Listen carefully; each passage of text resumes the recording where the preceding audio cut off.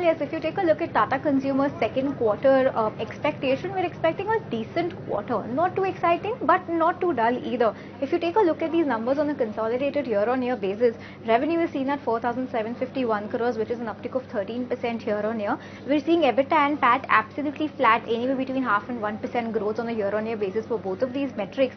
Net margins are seen at 13.2% compared to 14.8%, so steep pressure on the margins is something that we're expecting.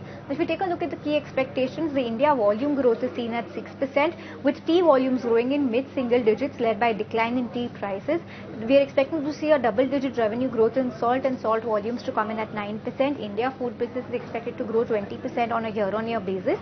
Tata Sampann is expected to grow 30%, and then Narishco Arm is expected to grow 27% on a year-on-year basis.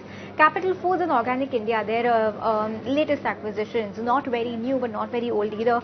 Capital Foods to grow 20%, Organic India to grow 30% year-on-year. The non-branded business is also expected to grow up by 20%, and a high single-digit growth is something we're expecting to see in the international business. So the exuberance could actually be led by the segmental growth in tea and salt, while coffee could slightly be under pressure. So when the numbers do come out, watch out for the segmental performance in the domestic biz, update on growth businesses, update on the number of Starbucks stores and the expansion over there.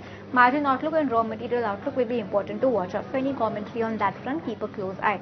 But well, yes, overall we're expecting a muted to decent set of numbers, nothing too exciting for Tata Consumer for the second quarter.